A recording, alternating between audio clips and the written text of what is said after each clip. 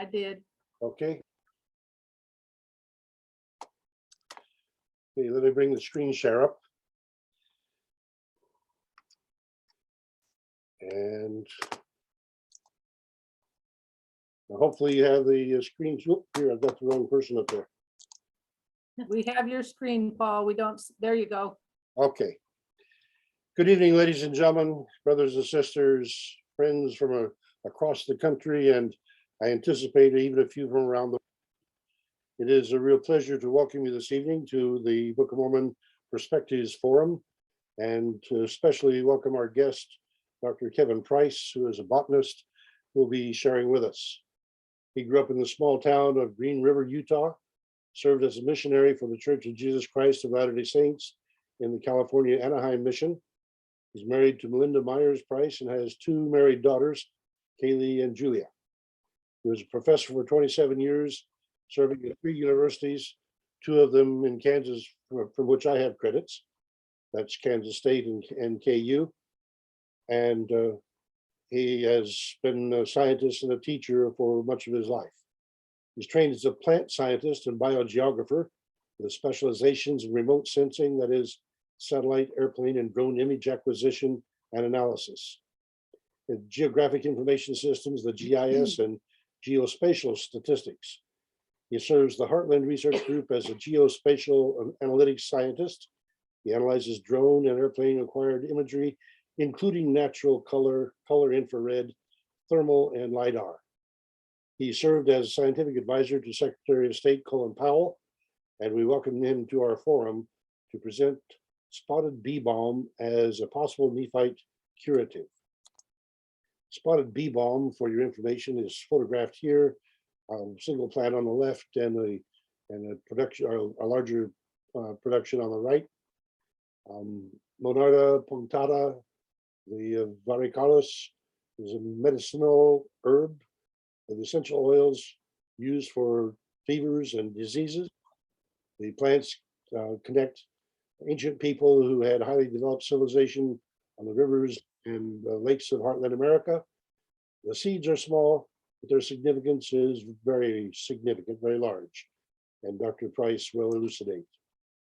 Let us pray. Creator of microbials, building blocks of life, we see your genius in living forms all around us, withstanding strife.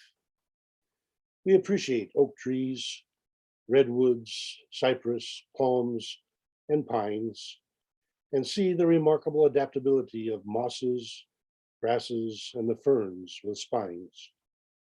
We do not see the little guys, the billions of microorganisms forming the ecozone, inhabiting us as well, which function each in their own sphere with their own significant, if invisible, story to tell. This evening, we look at medicinal values of some of our native plants and recognize some jeopardy that our modern technology supplants, for we have lost the wisdom of cultures we have wiped out, and thereby suffer needlessly within our sophisticated redoubt.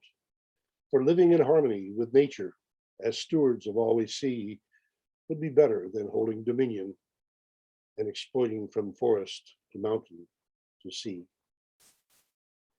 We are but tiny creatures in your wonderful world so vast, and we see so little of in our lives given the dimension of our past.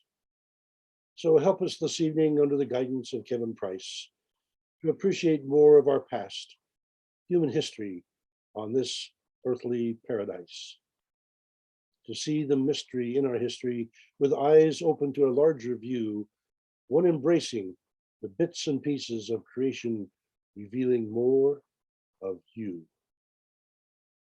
Help us reach beyond traditions as we apprehend beyond our normal grasp, and help us bridge the chasms in our thinking as our hands in friendship clasp.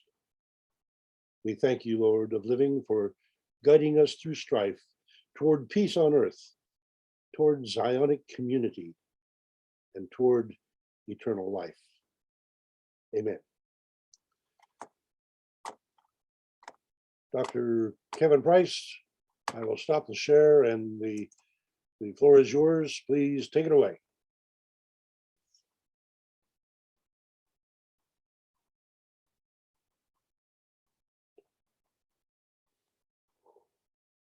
You'll need to unmute Kevin when you're ready.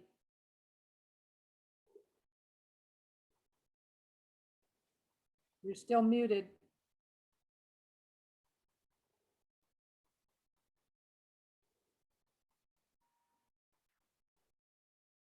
You have your little microphone down in the corner of your screen.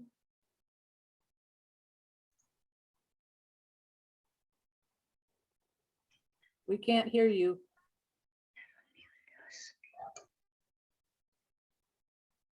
Hover your cursor on the bottom left side of your screen and you can unmute.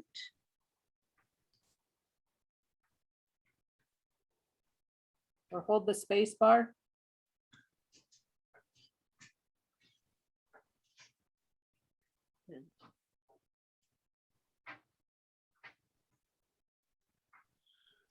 That's curious. We were able to hear you a little bit earlier, so somehow Kevin, we can't hear you. we Yeah.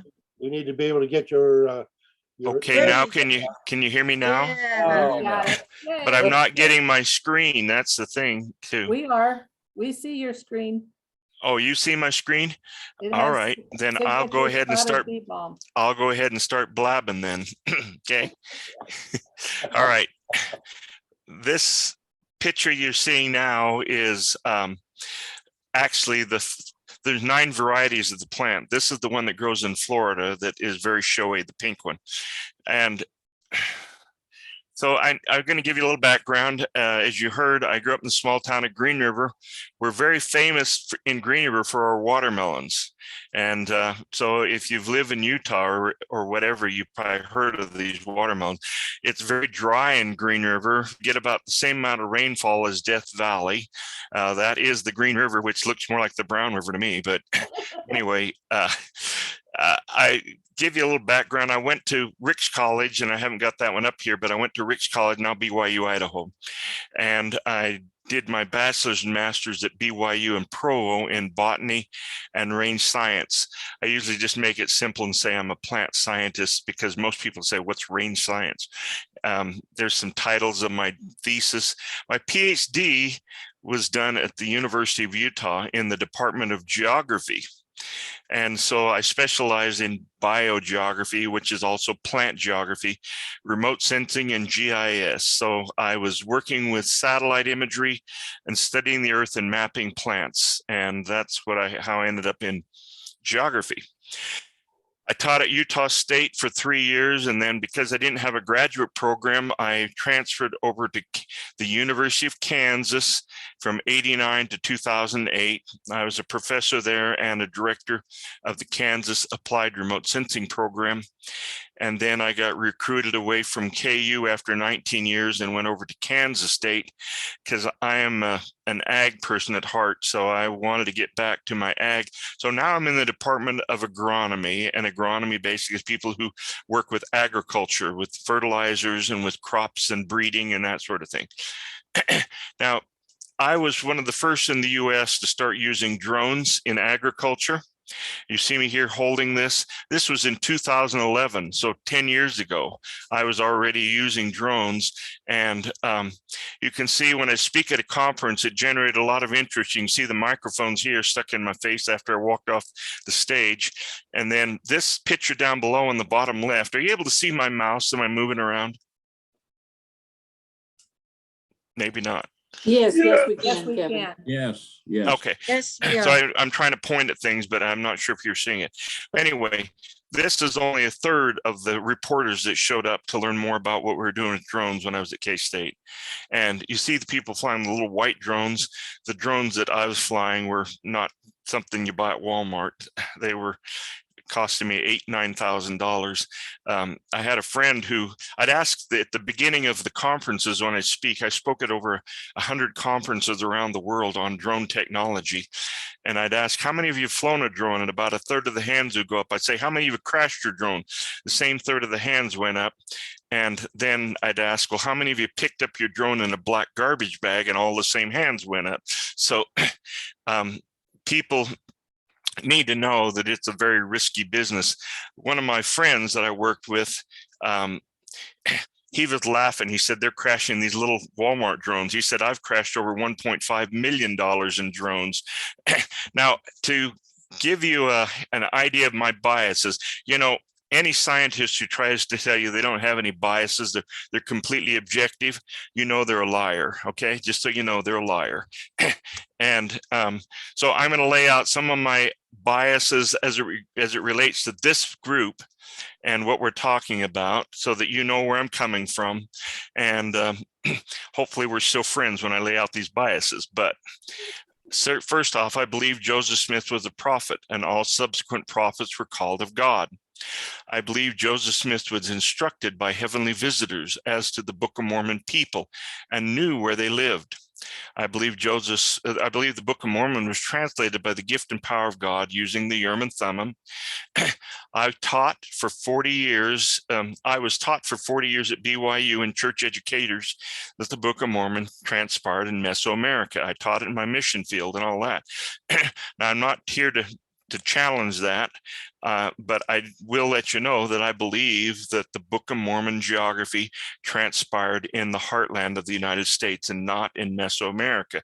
I believe there were probably people who were Israelites that migrated down into all parts of the Western Hemisphere. So I'm not disputing that. But when I read the Book of Mormon, the prophet describes the heartland to me when he talks about Columbus, pilgrims, the land of liberty, the promised land, Lamanites being scattered, etc. Those kind of things conjure up pictures of the United States, and so that's one of the reasons I lean that way. Below, I was working in Guatemala, and I'm standing next to two Mayans to give you an idea of their size. They're pretty small in Guatemala. I grew up working on a farm and ranch and a gas station. I was a dynamiter and driller, uranium ore buggy operator in the uranium mines. That's probably why I got my PhD after doing that for a while. I was a professor for 27 years.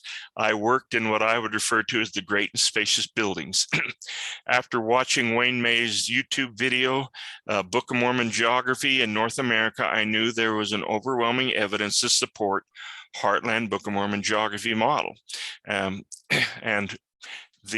again, I don't want to be offensive, but these are my biases. My testimony is the gift of the Spirit, not geography. But those who say geography is unimportant, to those who say that, I tell them as a PhD in geography that they are very misinformed. Geographers term places without geographic location as placeless, and such fall into the category of fairy tales and fables. So if we can't establish the Book of Mormon geography, then many of our critics will continue to tell the world that we are preaching fairy tales. And when the Book of Mormon lands are displayed on a map that doesn't exist, we are telling the youth and the critics of the Book of Mormon it is a fairy tale. Some statistics are suggesting now that 60% of the members of my church believe the Book of Mormon is metaphorical and not literal. So basically what they're saying is when Moroni tells us to pray about the authenticity of the Book of Mormon, they might as well be telling us to pray about Jack and the Beanstalk, because it is, in my mind, it's very literal. It's not figurative. All right. So where is the ancient Nephite city of Zarahemla? And I know that there's people in the group who completely disagree with this, but I'm going to read a passage that I think tells us that. In Doctrine and Covenants 125, verse 3, it says, "Let them build a city unto my name, unto the land opposite the city of Nauvoo, and let the name of Zarahemla be named upon it." Some say that that doesn't mean that the land on the other side of Nauvoo was the ancient city of Zarahemla. I have had communication with people who have pointed out the fact that in the Doctrine and Covenants, the Lord only names 4 places that we know today: Hill Cumorah, New Jerusalem, Adamom, Diamond, and Zarahemla. So I don't think the Lord was just decided he wanted to name someplace and he called it Zarahemla just for the fun of it. As a young boy reading the Book of Mormon, I was intrigued by Alma 4640, which reads, now I back up here, just tell you a second. When I was a Boy Scout, we went to Camp Mapledale for our summer scouting. And one year they took the scouts out and started teaching us the plants in the area. And then we had a big competition between all the troops. And they sent us all out into the woods for 2 minutes to pick as many plants as we could pick and come back and identify them. And I came back with more plants and could identify them than all the troops combined. And there was like 26 troops there. That's how much I love plants. All right. Just to kind of give you an idea. I'm not trying to brag. I'm just trying to impress upon you the fact that from the time I was a young boy. So when I say I was intrigued by this, I'm not just making that up. And this is what it reads in the Book of Mormon in Alma 4640. And there were some who died with fevers, which at some seasons of the year were very frequent in the land, but not so much so with fever, because of the excellent quality of the many plants and roots which God had provided to remove the cause of disease to which men were subject by the nature of the climate. Now, did you ever wonder what plant Alma was talking about? Here's this plant that relieves fever. What was the fever? I'm going to give you my idea on what I think it was. Let's talk about the amazing family of plants that God gave us for many medicinal purposes. So I'm going to give you a quick overview of some things about plants that you may not know. First off, every plant I'm going to list here and many more are all in the mint family. It's called the Lamiaceae family. Sage, which you may use to cook with, basil, which many of you use, peppermint, rosemary, those are all mints. Here's some more: thyme, oregano, lavender, and spotted BeeBalm, which is the plant I'm going to talk about, are in the mint family. Now, how can you tell a mint? When you go to the store to buy plants, you can tell if it's a mint just by feeling the stem. If the stem is square, it's probably a mint. It is definitely a mint if the leaves branch opposite of one another. So they branch opposite, they whirl, and then they branch opposite again. So if they're square and they branch opposite, and if the bloom is what we call bilateral symmetry. So in other words, if you could slice it down the middle, you could fold it in, and the two halves would match each other. That's mints. Now let's see what they do for us. So I'm going to show you, first off, there's well, I should tell you, there's over 4 million plants in the world, but in the mint family, there's 7,200 species and 200 genera. These plants are used for ornamental value, for high flavor quality, aromatherapy, essential oils, and medicinal properties of their monoterpenoids and phenols are in mints. So if you notice, if you ever smelled peppermint or spearmint, you notice it has a smell.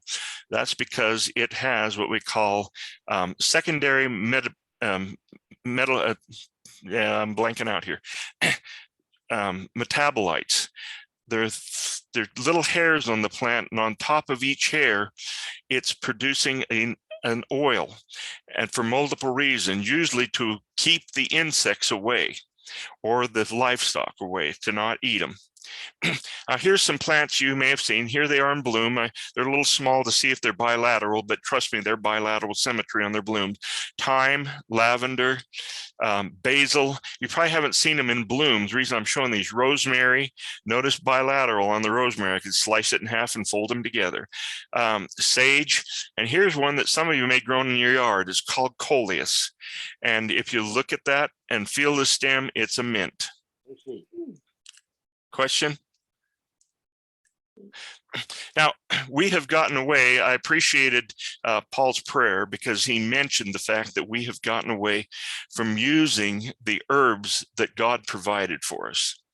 And here is a quote from Joseph Smith that says, I preached to a large congregation at the stand on the science and practice of medicine, desiring to persuade the saints to trust in God when sick and not in the arm of flesh. I live by faith and not by medicine or poison. And when they were sick and had called for the elders to pray for them, and they were not healed, to go to herbs and mild foods.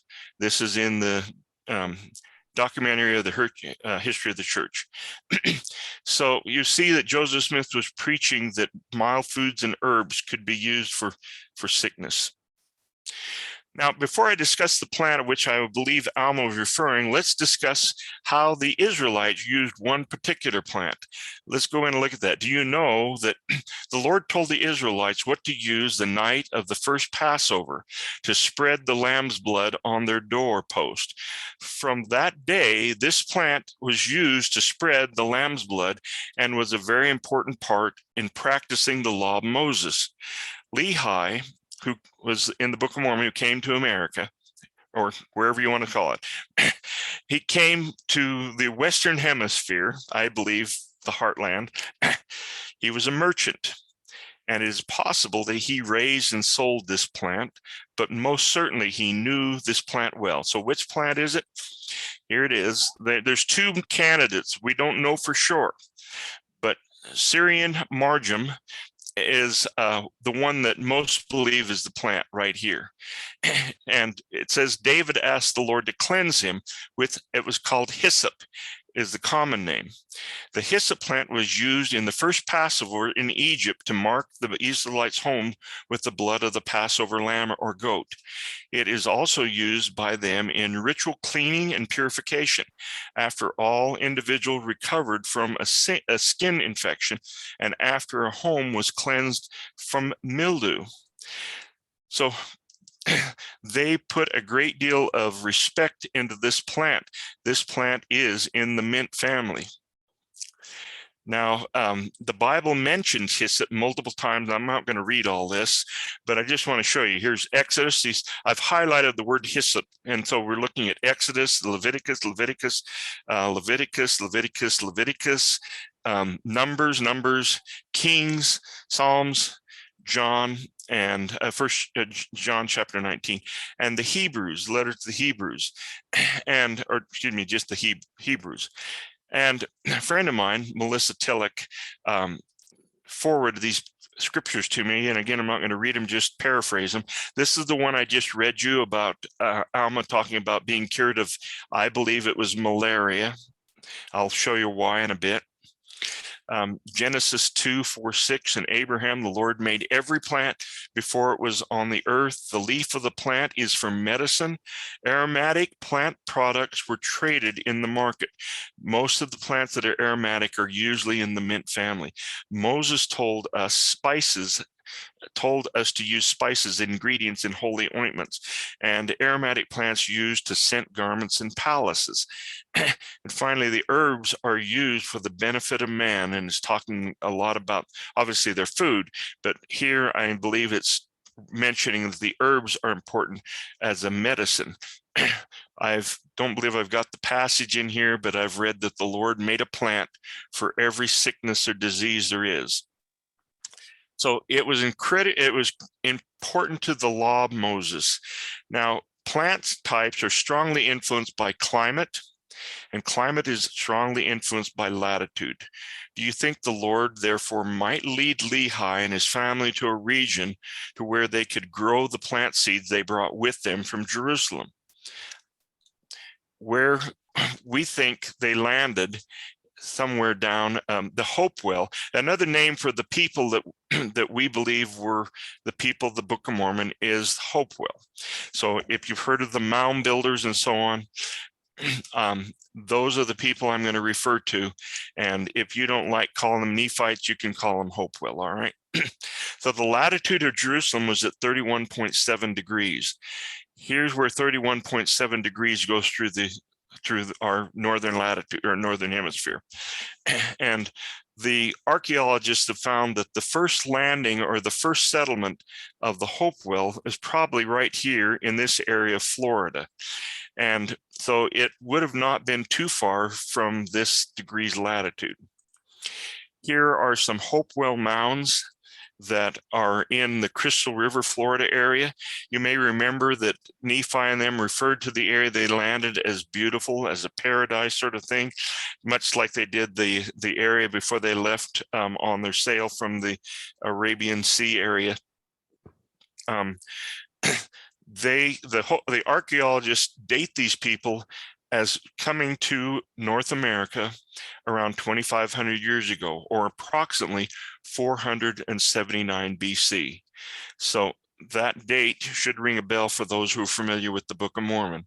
Lehi and his family left Jerusalem about 590, but it would have taken quite a few years before they had the ability to build mounds like this. So we're in the time period, is what I'm saying here. Now, here's the thing that I find interesting about this plant.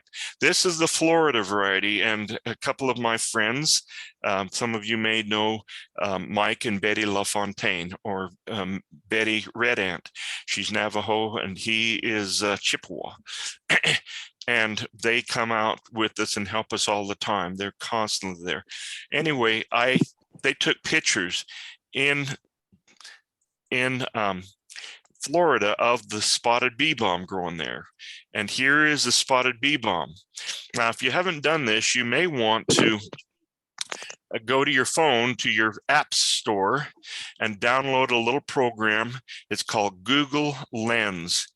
If you have a Samsung phone or using Android, it loads very easily. You can also load it onto your iPhones. Just look for Google Lens. You can point that thing, you can point your cell phone camera at anything, take a picture, and it'll tell you what it is.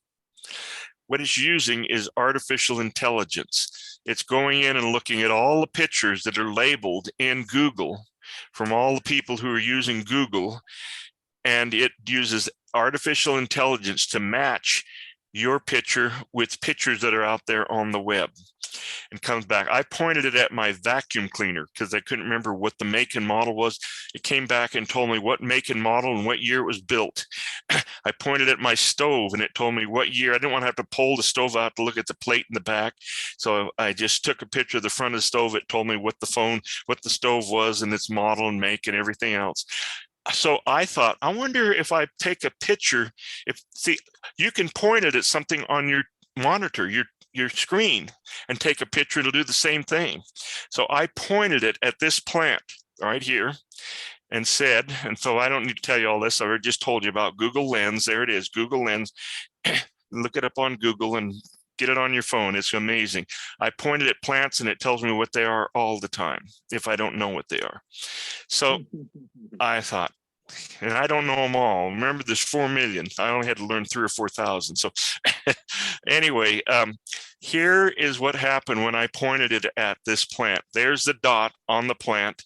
And guess what it classified it as? Can you see where I'm pointing down here and circled in red?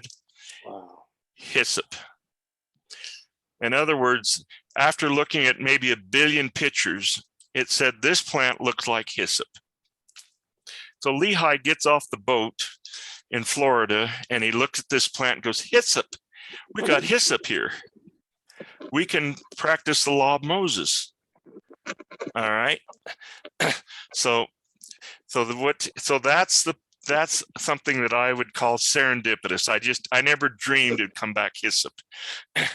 All right, so here's the plant. And again, I'm going to teach you a little bit about the parts, but I'll do it with a different picture.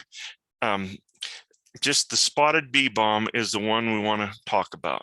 The scientific name is Monarda punctata. And the variety that grows across the river from Nauvoo the variety is villicalis.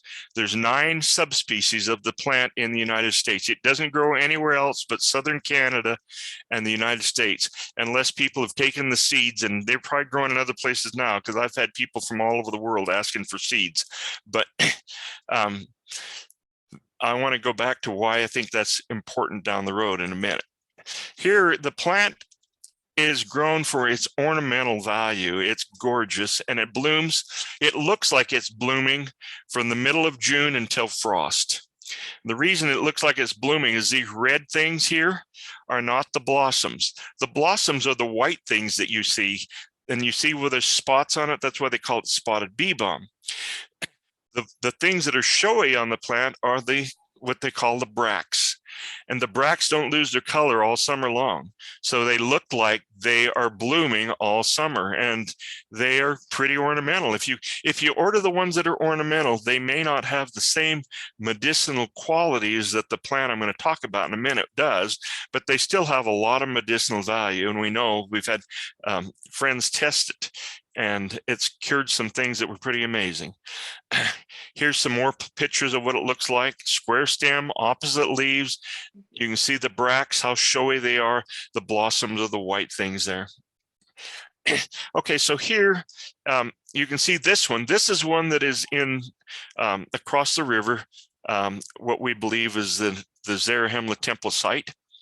And it is not as showy. It's more of a yellowish and cream color. Also some other pictures of plants that are more mature. This is kind of young, but see the bracts, the petals are over here, the blossoms. The little green things that I'm pointing at here, that's where the seeds are being formed. So each blossom produces 4 seeds in that little pouch or or excuse me, capsule. And so when it's ripe, those will be brown, and you can then shake it and the seeds will fall out, and you get about 4 seeds per capsule coming out if you get it before the wind has blown them out or whatever. Now, this is spotted BeeBalm growing in my garden area in my backyard. And here it is, and this is Swiss chard. And these two plants, believe it or not, are touching one another. This one does not have a resistance to herbivory. This one does. The bugs didn't even touch it. And so this plant could potentially be used as a natural herbicide, or excuse me, a natural pesticide. I'm going to tell you a little bit about the mound builders. The mound builders, they estimate there was over 1 million mounds in the heartland of the United States. Notice though, those mounds are following, or these are Hopewell culture in mounds, but the mounds are following the Mississippi River and its tributaries. The people are using the Mississippi or the tributaries as their interstate. That's how they're getting around. So what I want to show you in the next one, now as a geographer, we do analysis of maps. And so we use some pretty sophisticated statistics to analyze maps. And I've put some red stars here. Here's a red star on the border between Missouri and Kansas. And by the way, that's the only place that they have in this area. They have Hopewell community found in this area. Up here, this is in Lee County in the area near Montrose, where we believe is where Zarahemla is. Over here, I put that star here because a person who's not a member of my church or the church that some of us belong to, they saw my presentation on Facebook and said, this plant grows all over this area. Well, notice that there's Hopewell living all over that area as well. And she said that plant is all over. When Betty and Mike LaFontaine got back home where they live in Florida, they said, man, it's growing everywhere around here. And in fact, there's an area right here, if you can see where I'm pointing, that's called the Hopewell Trail. And that plant is growing all along that Hopewell Trail. So I sent a picture of where they have identified spotted BeeBalm in the state of Iowa. Now, first, you need to remember that not every place that it grows is going to be shown in this map. They don't get around to every spot, so don't worry too much if you don't see it matching exactly. But Wayne May went out to some of the state parks and went in and identified Hopewell cultures in this area. Whatever circled in red or yellow, the red is highlighted in yellow with red outline Hopewell sites that were about 200 AD. And then, so you see that they were mostly concentrated along the Mississippi River, and you see where they're finding the spotted BeeBalm is in the areas where they were concentrating. So Mike Solomon, who lives in Independence, he talked to the state, I guess you call him herbologist, botanist, and asked them to send him a map of where spotted BeeBalm had been located in the state of Missouri. And this is the map on the bottom. Now, again, they just had it at the county level. They don't tell you exactly where it is because they don't want people going in and picking it all. But right here, this up here is the map showing where the Hopewell were congregated. And do you see any similarity in the pattern? This is what we call spatial autocorrelation analysis or aerial correspondence analysis. And you do this very effectively in a geographic information system. So it's like it's laying the two maps on top of one another and matching them. So I've done it manually to just show the aerial correspondence. So now, just recently, in fact, it was yesterday, to tell you how recent it was, I got a call from Cal Christensen, who lives there in Nauvoo. And he says, Kevin, I took you and others of your friends out to see the Malchow Mound Preserve. It's 35 miles northeast of Nauvoo in Illinois. Excuse me, Iowa. That should be Iowa. It's yeah, but Nauvoo is in Illinois. I'm sorry, but it's not far from the what we call the Zarahemla temple site, about 35 miles. You see these concentric rings? That is what was called a henge or a fortress built by the Hopewell. Notice the date that the archaeologists have dated this to, 100 BC to 300 AD. Remember that the Nephites were leaving Zarahemla right around 300 and heading to what we believe was the Great Lakes region. Now over here, this was basically a fort where they had battles. Over here is a burial ground. This is the largest undisturbed set of mounds in the state of Iowa. And that number should be 60, not 69. That was a typo, I just noticed. Anyway, so right here and right along the edge here is the ancient course of the Mississippi River. So they were dwelling pretty close to the Mississippi. Now, I'll zoom in on that fortress because Cal Christensen said, Kevin, we flew a drone over to the mounds. By the way, those ridges you see, they're 10 feet tall mounds of earth that were put there by the people who put them in place. And these berms, like I say, the berms are 10 feet tall, and the people were using them to guide their enemies into killing zones so they could take them out. From the drone photography, it appears spotted BeeBalm is growing right here in this area. So about a block from the fortress is spotted BeeBalm growing. A friend of mine referred to this, I've referred to it as the Nephite mobile pharmacy. He said, no, it's the Nephite pharmacy, F-A-R-M-A-C-Y, not P-H. Okay, they were cultivating, the Hopewell were definitely cultivating this plant. Why? Let me tell you why we think that. The seeds are very small, as you're going to see. When they drop straight below the plant into the grass and litter. So the wind can't get to them and pick them up and blow them around very easily. Water doesn't move them very easily because they're stuck in the litter. Birds and animals don't pick them up. So about the only way they can get where they're getting is if someone picks them up and moves them there. So the plants don't spread over large geographic areas very rapidly.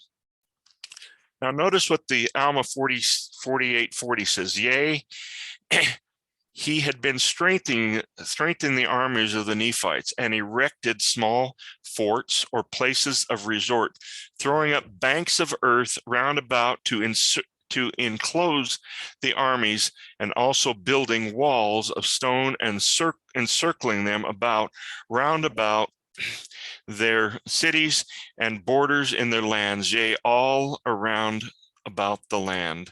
So we believe this was an ancient Nephite fortress not far from the city of Zarahemla.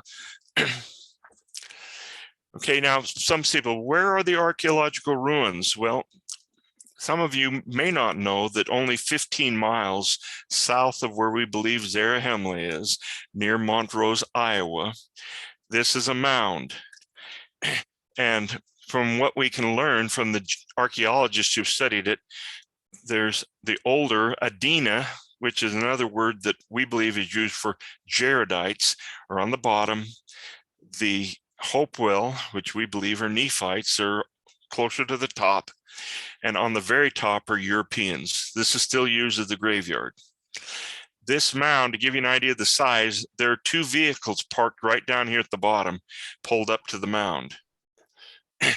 So this, they call it, the name of this cemetery is Little Mound Cemetery. Okay, now I'll show you, this is the site where we had a meeting, and Wayne May took me over and said, there's a plant growing here that I haven't noticed before. Do you know what it is? And when I say meeting, we were literally having sacrament meeting that day because we couldn't, none of the churches were having meetings. So we were down about right here, and I picked the plant, held it up to my nose and said, it's a mint. I said, I don't know which one. I've never seen it before. So I took it into my hotel room that day and keyed it out and found out what it was. So this particular site is, I won't go into it, but there's some really interesting archaeoastrological relationship between it and the location of the Nauvoo temple on the other side. The Nauvoo temple is right there in white. The city of Montrose is right over here. You remember the story of the people, the members who crossed the river and were starving, and quail came in by the thousands and they could catch them in their hands and kept them from starving. That's where that happened right there. So this is what it looks like on the berm, and that's what the spotted BeeBalm looks like there. It's not as showy. By the way, you see over here, it's true blooming. It's just the bracts that are the brighter things. Over here, it is blooming some, but it's mostly bracts that you're looking at. So we harvested 13 pounds and put it in a styrofoam box, put it on ice, and flew it from there. We drove it to Quincy, Iowa. My brother-in-law, I will give you, I'll give you that disclaimer. Danny Young, I'm going to talk about in a minute, is my brother-in-law. He's, in my opinion, and based on what I've seen, he's one of the leading essential oil experts in the world. He's traveled all over the world being trained in this field. So that's Mike LaFontaine helping harvest the plant. And he got to the airport and they said, we don't have room in the cargo bay to put that big of a box. And Dana said, well, this plant could be very, very powerful medicinally, and we need to get it back to Utah where I can extract the essential oils on it. They said, could it cure COVID? He said, I don't know, it might. They put him on the plane and put the box next to him in the seat next to him to fly it back to Utah. So this was actually in August this year. We went in and harvested over a ton of the spotted BeeBalm, and he's extracting the essential oil.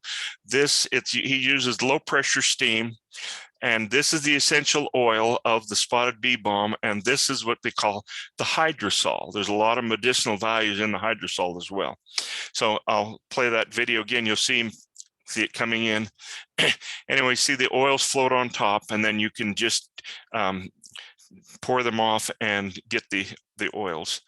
And then after the oils were extracted, we took them into the leading laboratory in the world that does work in essential oils, and they used a gas chromatograph mass spectrometer and analyzed it.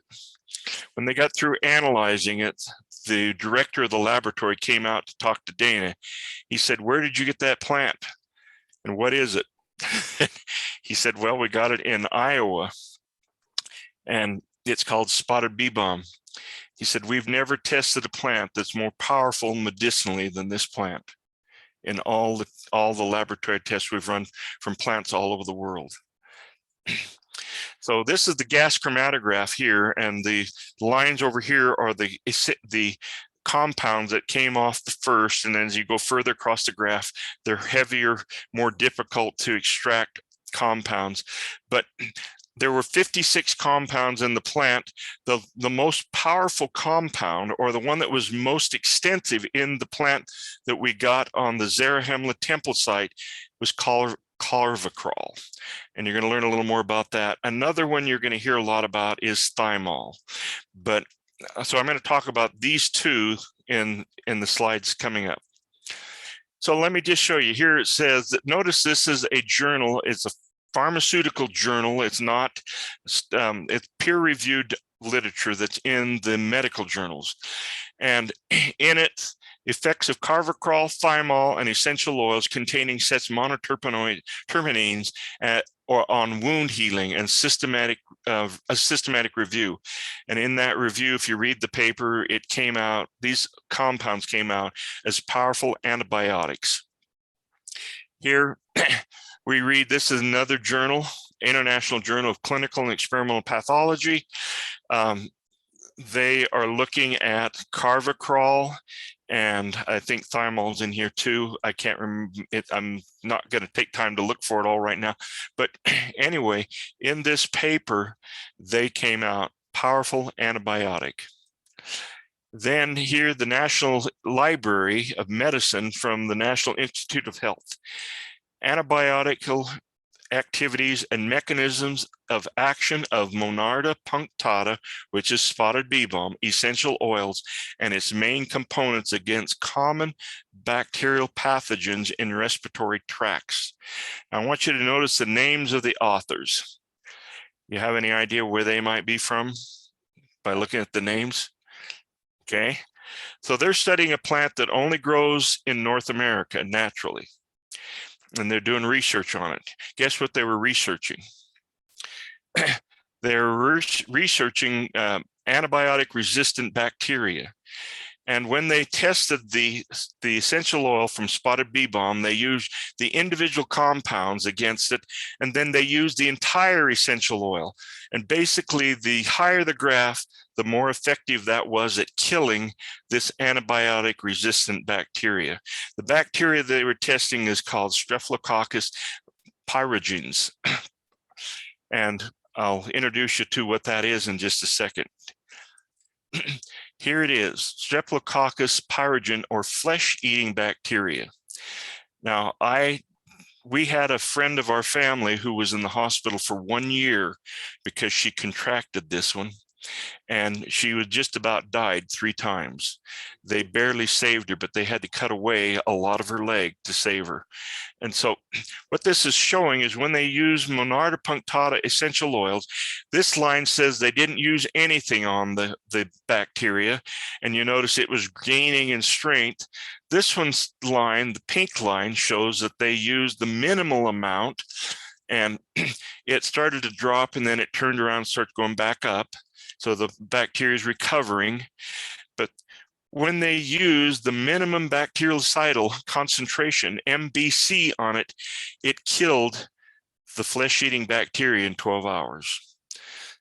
Our friend spent a year in the hospital trying to get it killed, and it killed that bacteria in 12 hours.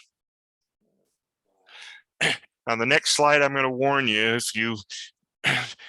it's not so much bloody, but it's very graphic. I want to show you how serious the flesh-eating bacteria is. This next slide is showing a person whose leg has been infected by the flesh-eating bacteria. They basically had to cut away all their skin. That's the way they try to save them, is by cutting away the skin or amputating the body parts to try to save them. Now, the prophecies of the last day, listen to this one. I always thought this was maybe from nuclear fallout, but I don't think nuclear fallout is necessarily called a plague.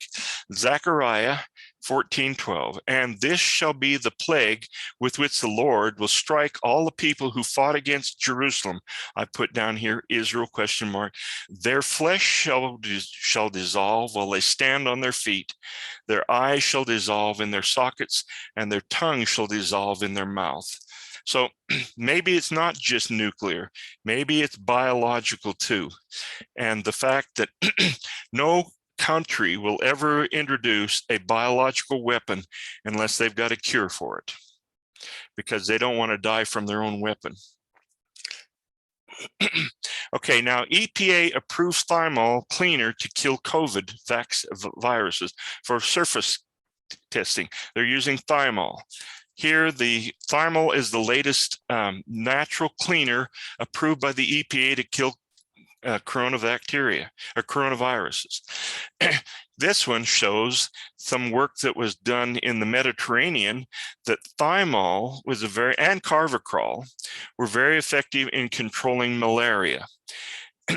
This one shows that it was also used in Brazil. The plants in Brazil were used, not spotted BeeBalm, but plants they did there, but they were using thymol to cure malaria.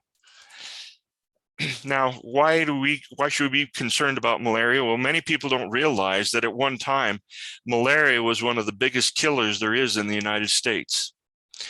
Everything in red is, the redder it is, the more people have died in that county from malaria.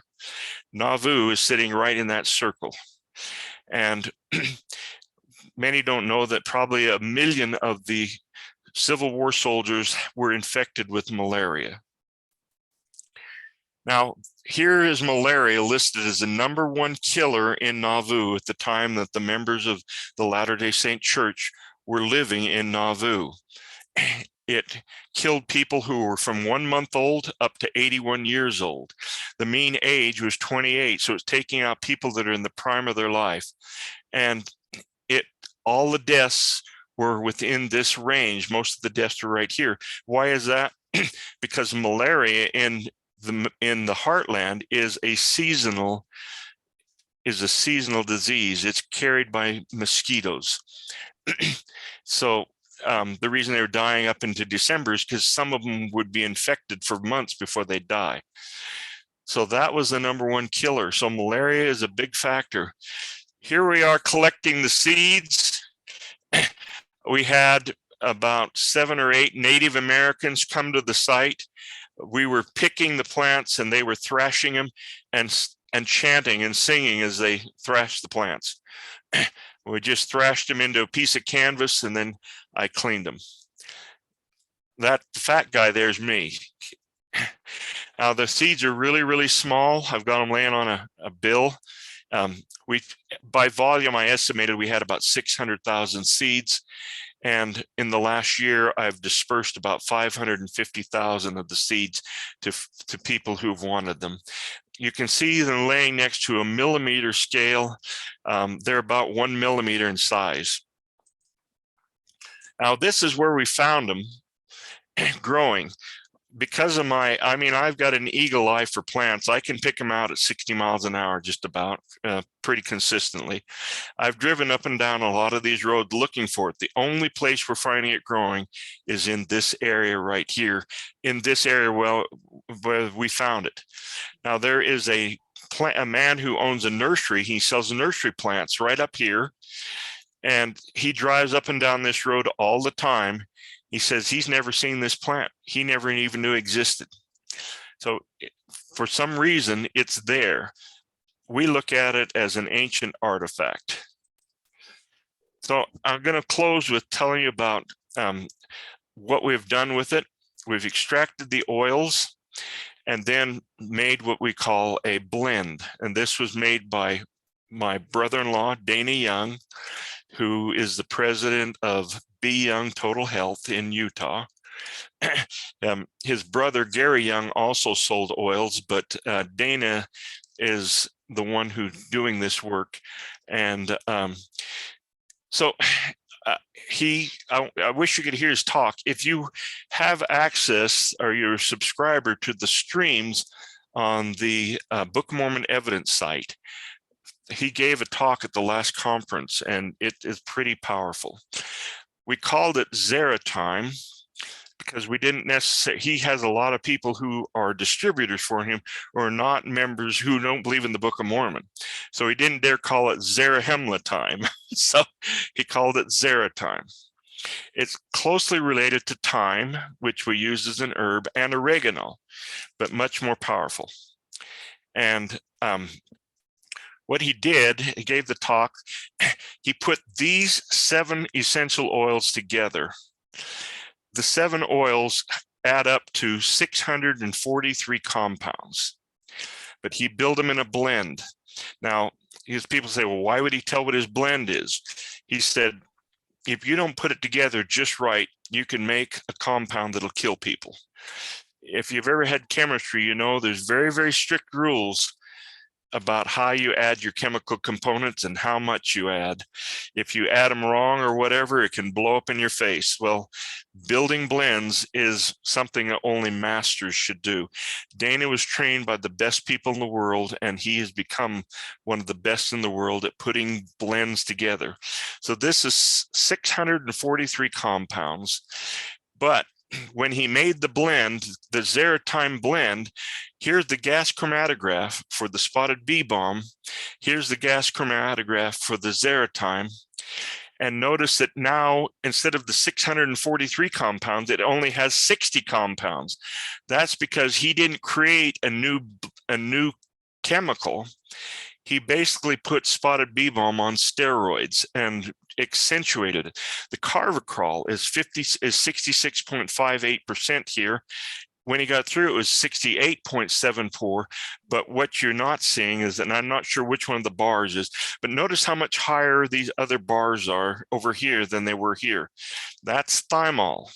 He boosted the thymol almost off the charts. He boosted the carvacrol off the charts, but they're all still within a safe medicinal level. Now, this shows up in the Pub of Medicine. This is the government site, and the title is Carvacrol, a plant metabolite targeting viral protease and ACE in host cells, can be a possible candidate for COVID. Well, our experience so far has actually shown it's not possible. It is a candidate for COVID. Now, I can't sell it that way, but you need to know that the way that you stop a virus is you interfere with proteases. Proteases is where you have to have like a vitamin that comes in, or an amino acid that has just the right key, and it connects into a chain of amino acids and breaks it in half. And the viruses need to break the chain in half to use it to replicate. Well, what medicinal things do to stop the virus is block the keyhole. So it's like you go into someone's house and stick a pixie stick inside the keyhole of their house, and they can't get their key in. If you can't get the key in, you can't divide the chain. Therefore, the virus can no longer replicate. So if you want to look those up, you can see how those are very powerful blocking agents for stopping viruses. Now, people say, well, can I grow this plant in my rock garden? I said, well, an ant, here it's growing in my backyard, right next to the south side of my house, where it's the hottest. It's all over out here on the right side.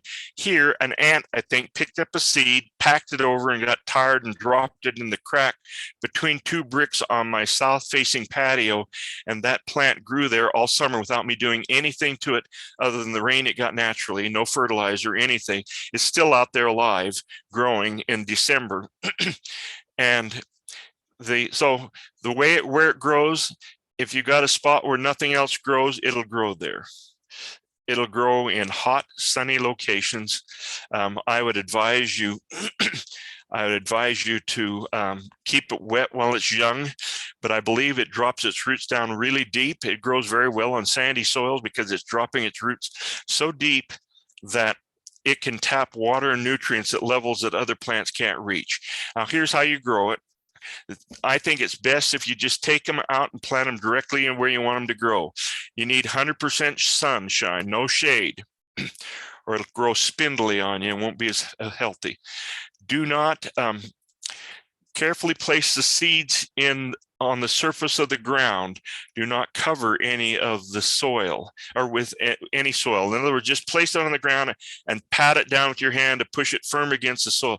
If you cover it with any topsoil, it won't make it. It's too small to break through much cover. So just put it on the surface, press the seeds against. And why do I say carefully place the seeds? This next picture, I'm going to come back to this, but the next picture shows it's really easy to plant more plants than you want. And because they're so small that it's almost like ground pepper. So you have to really do it carefully and get just the plants that you want. I mean, you can, one thing that people don't realize is the worst weed for any plant is a plant of its same species, because they compete the same way for the same resources. So let's go on. If planting in the spring, soak the soil well before planting and just lay them on the soaked soil and press them down. Seedlings will germinate in 5 to 10 days, and you'll have to get on your hands and knees to see them. They're pretty small. Like wheat and tares, let the weeds grow with the seedlings until it can tell the difference between the seedlings and the weeds. So here's what the seedlings look like. Their leaves are opposite. They got square stems that might be hard to see. They're square at this size, but so don't go pulling out the weeds or you'll pull up the little baby plants. Just let them grow until they're big enough that you can tell the seedlings from weeds. Keep the soil moist, not soaking wet, for the first month or until the plants get their roots down. It will grow in a variety of soils, but often found in sandy soils, not because it likes sandy soils, but because it can outcompete on the sandy soils. Now, the plant will grow 18 to 36 inches tall. My advice is if you don't want them that tall, is when they get up about 8 inches, pinch off the top part of the plant with your fingers or a pair of scissors. Just cut the part off. Just go in and just cut, go down and pinch that first 3 or 4 leaves right off the top of the plant. And plants form what's called apical dominance, meaning that the hormones that is causing the plant to grow keeps other branches from coming out from the stem. So if the apical dominance continues, it'll keep growing just longer and longer and lankier. If you pinch the top of the plant off, it takes off the hormone and releases the stems on the side, so that all once they branches out and becomes much bushier, and you'll get more biomass out of it. So pinch it, the word we use to get it better. All right. Now, how do you use it? So I'm finishing up here with how to use the oils. Are probably strongest just before they bloom, just before the plants start blooming. As soon as the plants start blooming, they start allocating resources from producing the essential oils to producing seed. So you want to, if you're going to get the most oil just as they start blooming, harvest the top 6 inches or so, and wash the plant and dry the leaves for making tea. So you can put 4 or 5 leaves in a thing of tea and make a tea. Add some honey, and I will tell you that either you love the taste or hate it. I don't like the taste. My wife loves it. Okay. Now, if you want to make a tincture, you place the leaves and stems in a jar, and I get the jar that's like the one that you get at Walmart in the canning section. It's the old-fashioned jars that have the wire latch that you can latch the lid closed, because it's all glass. And so you don't want any metal touching your tincture. It'll interact with the tincture. So get an all glass way of putting it in. Put it in a jar. Just make sure you don't have metal in it. And you can use vinegar, witch hazel, or I use 100% proof vodka. And people say, why are you using vodka? I say, well, I'm not swigging it. I'm taking a teaspoon of it, all. But the vodka is the one that most people who make tinctures recommend. And the reason for it is because if you take it internally, it will move the compound across the stomach lining and into the bloodstream much quicker. So I got food poisoning, really bad food poisoning, when I was in Fort Madison in August. I mean, I was so sick, I was going to have them rush me to the hospital. Wayne May and Mike Baker came in and gave me a priesthood blessing. And then a friend of mine, Melissa Tillich, I'd brought them each a bottle of tincture. She said, Kevin, why don't you try your tincture? And I was so naive at the time, I didn't know. I said, can I take that tincture internally? I wonder. So I called Dana, my brother-in-law, and he said, yes, take 1 teaspoon every hour for 3 hours. I took the first teaspoon, and within the hour, I was completely healed.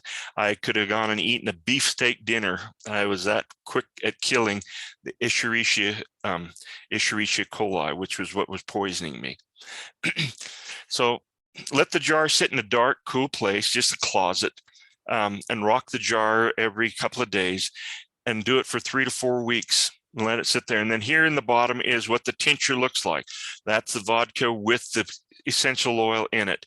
And then I put it in dark bottles, and you can get those on Amazon. And I like the ones that have an eyedropper, so I can eyedropper it out real easily. So there's one way you can use it. You can make a tea or a tincture. You can make a poultice, and basically take the leaves, crush them up, and put them on a wound, and just hold them on the wound, and it'll heal it. I've got people who have been doing this. We had one woman who had a fungal infection on her foot that she picked up while she was in China. She'd had it for 19 years, and the doctors had not been able to cure it. Betty LaFontaine sent her a tincture in a spray bottle. She sprayed her foot with it, and it was gone. It healed it within a day. This stuff is absolutely mind-boggling in my mind. And I know I sound like a snake oil salesman, but I'm not making money on this other than the little bit we get to try to help cover our costs. Here's the one you've already seen. So I'll go on. This is a message that Dana, my brother-in-law, got from one of his users who bought Zaratime. We've got dozens and dozens of these testimonials. She said, I purchased 12 Zaratime, and now I wish I had done 50. I've used it for myself and others for the following challenges: colds, flu, COVID, arthritis, pain in my joints. I do not believe in a silver bullet, because you've taught us very well about health, and it's mindful process. It's a mindful process, not an event. But wow, Zaratime kicks butt. Everything I have used it for, it has created super changes. I use it every day for my joint pain and do not want to run out. Now, customer service, this is at Dana's place, tells me you will not have it for a year, and I am in total panic. There's no way I want to go back to the pain I was in, and now I am wishing I had not given several bottles away to my sick family. That's you're wishing that. That's kind of, she's really needing it. I just thought you'll have more, and the price was so good, it made me feel good to share with others. Please, next year, distill everything you can. I can't be without this. Thank you, Sheila. So, and here's some links that'll be here and there. One thing that I will tell you is that Dana is a big believer that the Book of Mormon geography is in North America. And because of that, he's donating 15 to 28% of all the proceeds for anything that is bought on his site. If people go to this link down here to order, if you go to that link, 15, it depends on the product. It's not just Zaratime, but any product, you can get them for, he will donate 15 to 28%. When we sold, we were able to make 700 bottles of the Zaratime oil. And if he had allowed it to happen, his dealers would have bought it all in 15 minutes, all 700 bottles. He wanted to save some to take to the conference, and he still ran out at the conference before we even gave the talks on the plants. Word spread around so fast on it. There is a white paper you can get that at this site that we wrote 26 pages on it, on how the Native Americans are using it. There's 55 tribes still use Spotted BeeBalm to this day. So, and here's a couple of websites if you're interested in the stuff we're doing on the Zarahemla site. I don't expect that Paul will be there, Paul. I'm teasing you, Paul, here. Anyway, it's a couple of websites. There's more. We are sending seeds out. I've still got seeds left. I don't have very many. We didn't get very many this year, so I'm having to ration them. But if you want to order some seeds from the Zarahemla temple site, by the way, the laboratory told us that the most potent of all 9 varieties is the one that we found growing on the temple site. You can call this number. This is Wayne May's office number. Wayne will call you back, and if you leave a phone number, he'll call you back. He'll get your mailing address, and you show him how you'd like to donate. I'm sending the seeds out before people even send the donation in, so it's not a critical thing, but we really appreciate it. Leave the voicemail. Said I started with 600,000. I'm down to about 550,000. There's my op1830@gmail.com email address, and that is my personal cell phone number. You feel free to call me if you want to, and I can tell you more about it. We're not, believe it or not, the last part sounded a little mercenary, but at the price that we were selling the oils, we were losing money. We actually lost money on them, but we want to get them out to people. So anyway, that's the end. And I hear that there may be time for questions or whatever. Did I go way over my time? Yes, quite a ways. What's that? Yeah, But, I did. About 15 minutes, huh? I normally claim the privilege of the first question or comment, and in this case, I'd like to put. You mentioned Joseph Smith indicating mild food and herbs would be a better solution, and I find it very interesting. I've been working on the story of the Mansion House. Dr. John Bernheisel lived with the Smiths from 1843 through 1847. And he treated young Joseph III for the malaria that he got while he was there in Nauvoo. Used the mild. He used the mild food and mild teas and so forth. Emma found him well, so desirable to have around that basically they provided him housing there in the Mansion House for several years. And so I think he undoubtedly rather profoundly influenced Joseph Smith in that choice of words. Well, there are many plants that have been made by our Father in heaven, I believe, that can help cure a lot of things. We need to learn a lot more about them. I don't know how many people realize that most of our medicines come out of China now. Kevin, they've asked if you could put up your email address again so that they can copy that down. Yeah, I think someone turned me off, so I don't see it. Just a minute. You're still sharing your screen. You maybe just need to go back a couple slides or something. Yeah, on my screen, it's showing up as black. Let me just see if I can scroll backwards. Just a minute. It just all at once, the whole screen went black, but I'm still in. There we go. I've got the screen back. That's me. You're gonna not want to look at the, you don't want to look at, don't want to look at me. Let me see. I don't know where my PowerPoint went. Let me just give you the email address. That might be easier. It's real easy. Any of you remember Andy Griffith on OPIE, OPIE, and the year that Joseph Smith established the church was 1830. So it's OPIE 1830 at gmail.com. OPIE 1830 at gmail.com. I put it in the chat. Thank you. Okay, thanks. And my cell phone number is 785-393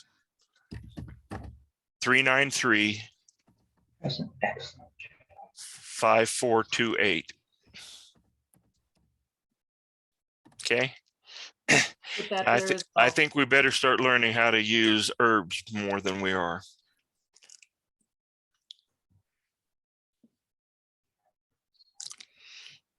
All right, ladies and gentlemen, the opportunity for reactions is available. If you go down to the bottom of your screen, hit the reactions point, you can raise your hand, and Deb will be calling on you as soon as she sees the hands. Ed has his hand up. Go ahead, Ed. I'm sorry. Wow. I didn't anticipate such a remarkable presentation. It was outstanding. Well, thank you. That's very kind of you. Just out of curiosity, some of us have close friends and family who have taken the jab, and we're very concerned about them. Do you think the Spotted BeeBalm essential oils would be, have you any experience with people who've already been allegedly vaccinated taking it? I honestly don't know an answer to that one. I hope so. I've not had the jab either. And I know that many of my Heartland friends have not had the jab. We are trying to rely upon other ways to build our immune system. Okay, thank you. Yeah, sorry, I wish I could help you on that. I could put you in contact with Dana, my brother-in-law, and he could probably give you a lot more information than I can. I don't know if Dana's on. If you're on, Dana, speak up.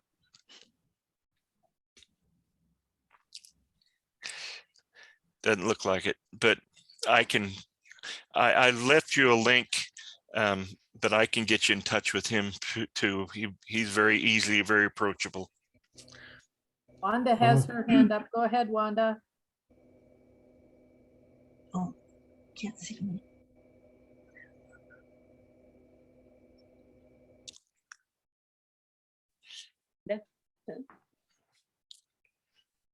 Here we go. There you go. Oh, sorry, I have my cell phone going too. Just a minute.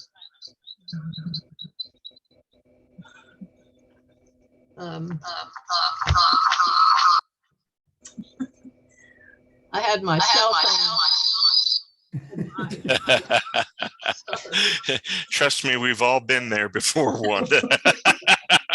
Okay, I'm back now. All right, good to see I you. was trying to use my cell phone audio because I can't understand some of the people with the computer audio. But anyway, I have a Could daughter. you understand me? I hope. Oh yeah, I could understand everybody on the cell phone. Oh, okay, Audio. great. But I had to turn it off in order to unmute because I couldn't see the unmute button on the cell phone. But anyway, I wanted to ask you, my daughter Robin has had an internal itching for about almost a week now. And she hasn't found anything that would help it. I'm wondering if you have an idea what could help that. I'm not a doctor, but I don't know. I wish I did know. We have been amazed at what this is. I mean, we have got testimonial almost coming in daily on people that are using this. Remember, we sold 700 bottles of it, so there's a lot of people out there using it, and we're getting testimonials on it being used. It is, according to the literature we've looked at and the compounds that are in it, it is an antibiotic, an antifungal, antiviral, antiparasitic, and it is an anti-inflammatory and a painkiller. So if that's not snake oil, I don't know what is, but I wouldn't say that if I hadn't had people telling us all the things that it does for them. Well, I use it on would my be- hip. I've got arthritis in my hip, and I use it twice a day, and it substantially kills the pain in my arthritis. I have it in my knees, both knees, Yeah, I've had And, people put it on their knees. my lower back, but is it possible to get any of it at the moment? The Zarahemla, I'm sorry, is completely gone. But we're going to have it. We've got people growing it now all over the place. Dana has now planted over an acre of it in Utah. What we don't know is whether it's environment or genetics that controls the quality of the plant. So we're going to have to do some testing on it. I'm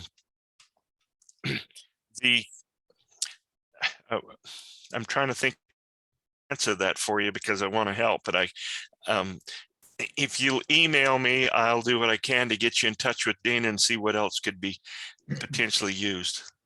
Okay. He's got some pretty good ones. I see someone shaking their hand like they want to talk.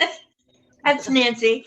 I just wanted to ask you to repeat Dana's last name. It went by pretty fast and I didn't catch it. Have you ever heard of Brigham Young? Yeah.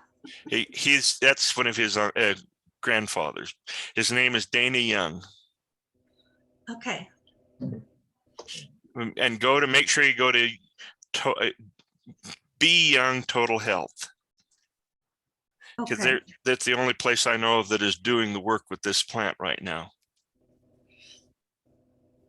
Were you done, Nancy? Uh-huh. Okay, Stephen, go ahead. All right, just real quick, I'm the evangelical interloper here.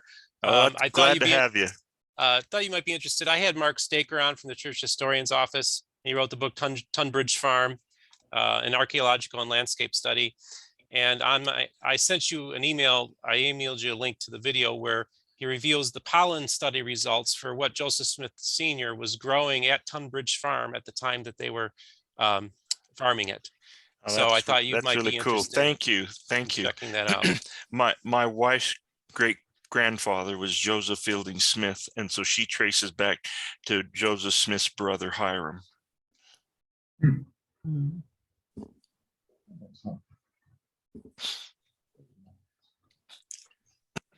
Ed has his hand up again. Go ahead, Ed.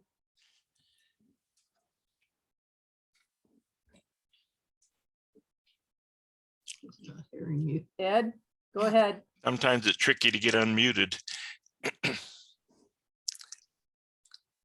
I'm not sure he's hearing me. Ed, can you hear me? Yes. Okay, go ahead. I wanted to mention, you talked about Zarahemla being named on the area in Iowa across from Nauvoo as being in the Doctrine and Covenants. Yes. Were you aware that it is not in the RLDS Doctrine and Covenants? I think it's in the RLDS Doctrine and Covenants. I've got several friends on here who are RLDS restored. They might be able to answer that. BJ, can you answer that question? I believe it's in the appendix. It's the scripture where he said, "Let the name Zarahemla be upon it." Just if you Google or if you do the scripture search online for Zarahemla for the Doctrine and Covenants, see what you can come up with. But Paul, we would have talked about that in Nauvoo back in the 80s. You probably remember that. One thing we know from the history is right after the revelation was given, Joseph Smith crossed the river, went over and established the city of Zarahemla. Before that, it was named something else. I don't remember the name, but the stake there was called the Iowa stake. He renamed it to the Zarahemla stake. So he took it pretty serious. Yes, I found it when I was reviewing sections of the Utah Doctrine and Covenants. And I remember remarking to my friend, since I was born and raised in Iowa, I said, I can't believe that I left the state of the place of Zarahemla. I was a little upset about that. Anyway, I didn't know if you knew that. Well, and we think that we're finding very strong supporting evidence that we've gone in the last year. We've collected magnetometer data. We've collected electro resistivity data. We just collected 34,000 acres of LiDAR data. I think we're going to be flying some color infrared in the future. They've done ground penetrating radar. we're doing all kinds of research to try to help figure out what's going on. Now, Wayne May is one who found that area that you were referring to as the Temple Square, Yeah. across from the Nauvoo, the Utah Nauvoo Temple. Right. Has that been any further excavated? Do you know? Yes. Yes, it was excavated, I think in 2015. They went in and dug down 23 feet and found very unsorted sand that had the same texture from top to bottom. And it was falling within an area that was rectangular. And we found that the Hopewell in other temple sites have used a similar pattern to build the foundation for their temple sites. So, but that's not the only thing. Before the land was disturbed in 2015, I had some color infrared photography, and I happened to get it just at the right time. It was sent to me by a person out in the Virginia area. And the rectangular shape of the temple showed up very well in the color infrared photography. And it was because of the differences in the vegetation that were growing on the site. So we've established too that there is a rectangular, something that's causing a rectangular pattern, and it's sand that's different from the surrounding soils. The surrounding soils are what we call mollisols, which are typical grassland soils with different horizons and so on. But only the rectangular area there is sand. There's a lot of sand, but there's nothing going down 23 feet. Right. Interesting. Okay, we have a question in the chat wanting to know if lemon balm is related to bee balm, and can a person buy bee balm at a nursery? A lemon balm is a mint, and it's a very valuable mint for medicinal purposes. A lot of people use it as lemon teas, but they're not the same. There's nothing that touches that we've seen anywhere, and we base that too on the laboratory that did the analysis. Said they've never seen anything like it. They asked if they could work with us. They wanted to be involved in this because it was so different from what they'd seen anywhere else. The question about being able to buy it, no. Well, you might be able to. You can definitely order it online, but I will tell you that the plants that they're selling online for Spotted BeeBalm are mostly for ornamental purposes, not medicinal. So they have been bred to be pretty. The one that's growing on the Zarahemla, what I'm calling the Zarahemla site, is different from all the rest, and it's loaded with carvacrol, which I showed you was very valuable for many reasons. And they could boost the thymol by using thyme oil and some of those things to boost the thymol. So we got the best of both worlds in that plant. Plus there's 60 other compounds. Now, remember I showed you the Chinese had found that when they used the entire oil, it killed the flesh-eating bacteria. The reason is that these oils work in what we would call a synergistic or symphony effect. And I kind of say it's like, well, some of those compounds in there may not look like they're important, but they may be the guy with the battering ram ready to break the door down on a crack house. And they open the cell wall and allow the other compounds to go in and kill whatever it is they need to kill. And the thing about essential oils is that they will last for your lifetime. You're not going to have them go bad on you. And they found essential oils in some of the tombs in Egypt, and they're still good. So the shelf life is indefinite unless you're putting them in sunlight. We have a couple questions, Pat, and then Rena. Go ahead, Pat. This is Randy. I just wanted to point out that link that you showed us for that go shop by design, the part that says Be Young TH is misspelled. So if any of you are trying to link to that, give it the same error I got. I'll tell Dana. Sorry. I could also forward some of these links that are live. That one probably not live because it's a screenshot. But I could forward some of these to Paul. It was his last name that's misspelled, Y-O-U-N-G, right? No. Oh, is it not? Oh, tell Danny he didn't know how to spell his last name. He must have taken the same version of spelling that I took when I was a kid. They taught us sight reading instead of phonics. Basically memorize the entire dictionary and then you'll have it. Well, after a while you start forgetting it. Anyway. We found it. Okay, thank you. Well, and let me give you another phone number if you're interested. Again, I'm not making a dime off this, so this is not for me. And Dana is not making much off of it either. We're more interested in getting it to people. So this phone number that you could call is, I'll get it here in a second. Just a minute. Got to look up.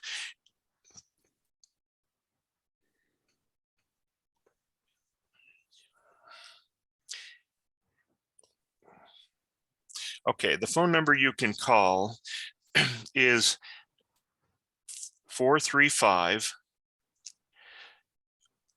580 4069.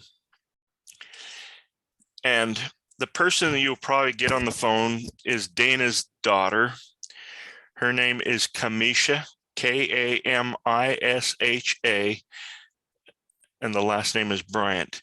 Just tell Kamisha that Uncle Kevin told you to call her, okay? Okay. Paul, go ahead.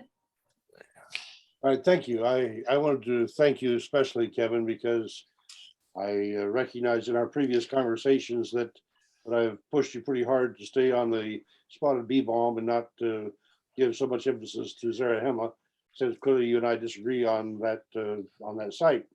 On the other hand, I wanted to point out that your references to the Hopewell are particularly significant because we do have the excavation, an accidental or incidental excavation of Hopewell site just a few feet from the red brick store in Nauvoo. Yep, you're right. They found burial sites and even a pipe, an effigy pipe. Yes, well, two of them. Yeah. There were 14 skeletons in that particular burial, and a funeral offering that brought goods from as far north as Minnesota and as far south as Tennessee. So here's 1,000 miles of trade goods brought into Nauvoo by about the time of Christ. Right. And then it is by about that time then that the Hopewell make it as far west as Kansas City. And we do have 8 Kansas City Hopewell sites. 6 of them have been destroyed and now are parking lots and apartment complexes. But and it's in that area that we're finding spotted BeeBalm growing also. Well, and so yeah, the very interesting botany and the prospect that we're really dealing with something that ties us back to the Book of Mormon is most interesting, and I applaud you for raising that spectrum for us. It's a unique perspective and a delightful one for us to consider as we're looking at our Book of Mormon heritage. So Paul, we can agree that the Hopewell were there. Whether the Hopewell are Nephites or not is where we're in question. But everyone on the meeting here can decide how they feel about it. Obviously, you know what my bias are. I told you my biases. Hey, Kevin. Yeah. This is BJ. I got a clarification from somebody who's more informed than me. It's not in the RLDS DNC where it refers to the land of Zarahemla, the name Zarahemla being upon the land where Montrose is. It's in the first volumes of church history. It's either one or two, and I'm not sure which. Okay. Yeah, it's in our DNC 135 verse 3. 125. Yeah, 125. 125. I'm sorry. Did I say 135? Yeah, 125 verse 3. Well, you probably learned something that you didn't know was in the DNC for those who have interested. I just can't imagine the Lord thinking, well, I think I'll just call that area over there Zarahemla. Notice he didn't call it New Zarahemla, he called it Zarahemla. So he called Jerusalem in Independence New Jerusalem. So there's another, that's another, but again, for whatever, but I want you to see that we've got a plant that I think has ties to ancient people that's very powerful.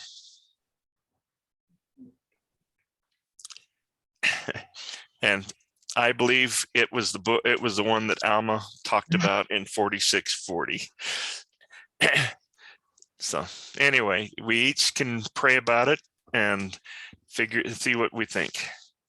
And I appreciate this opportunity to talk to your group, Paul. Thank you so much.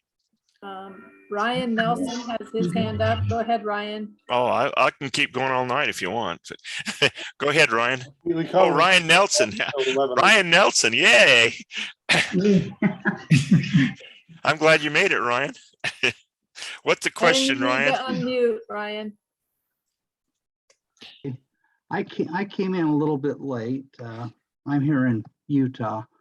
I just want you to know that I know the character and the amazing man that Kevin is. And I just wanted you folks to know that. He's a man that wants to help, wants to serve, wants to give, and he could care less about making a penny, although we all need money to survive.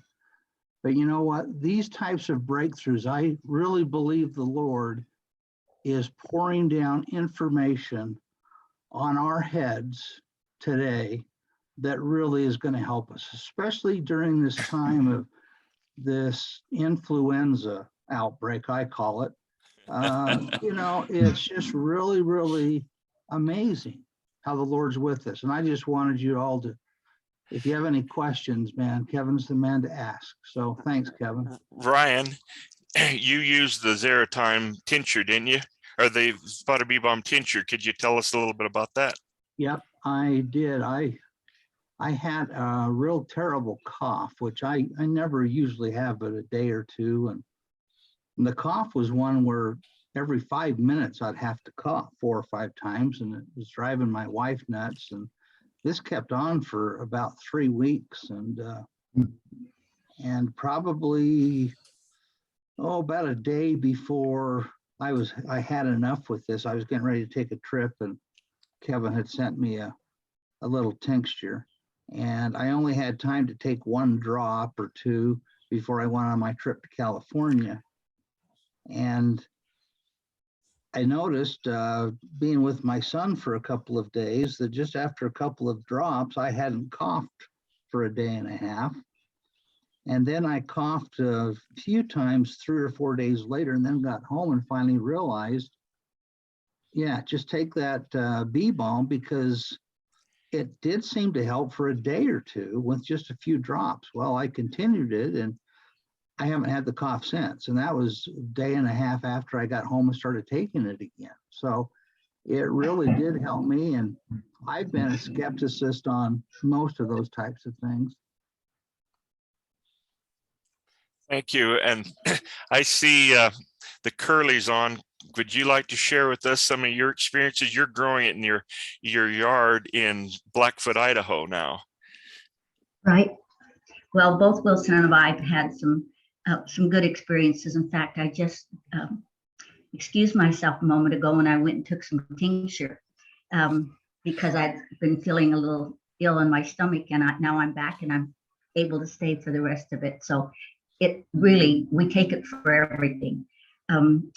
When you, Kevin, and ourselves were out there last August, and we were out in the field, and we were picking the leaves and chewing them, and we were laughing because we thought, what are we doing? And then I realized this tooth that for over a year I'd had a root canal, but it just never was good. I was on antibiotics several times after the root canal.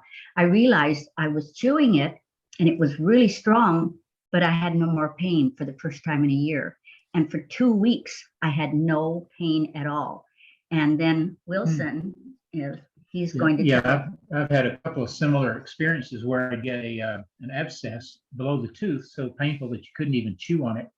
And I've had that happen a few times, and every time I had it happen, I'd have to get a course of antibiotics to stop it. And so when we were growing it this summer, I got some leaves and chewed on them and just left them, a wad of them in my cheek for a couple times a day. And after a couple of days, it was better. And after a week, it was totally gone.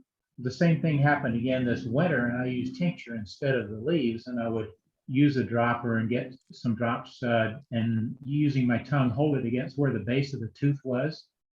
And I did that once, and the next day it was gone.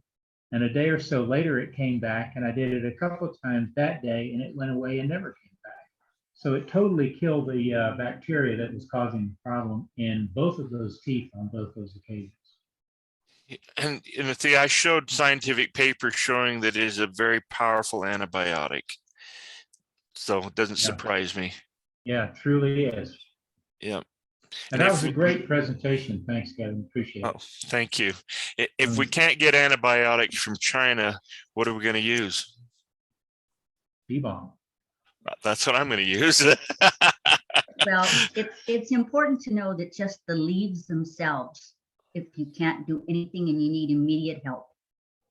So if you don't have the essential oils made yet, you don't have your tincture met yet, and you're growing it, the leaves themselves are very potent. Yeah, they're very spicy, aren't they? Oh yeah, they're very spicy.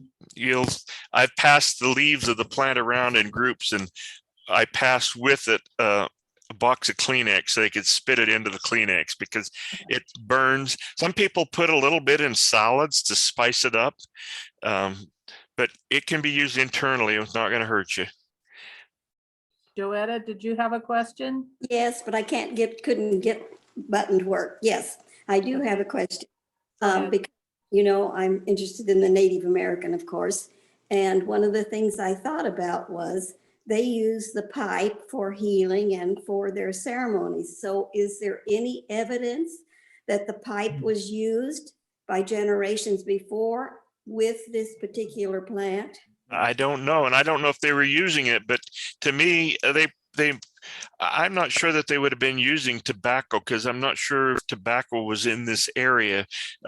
Maybe Paul knows an answer to that one, but they could have smoked this thing. Who knows? They smoke everything else, but people do. I don't know. But that was a religious thing in the beginning. Yes, that's right. I'm not talking about smoking. I was talking about the population in general smokes everything else.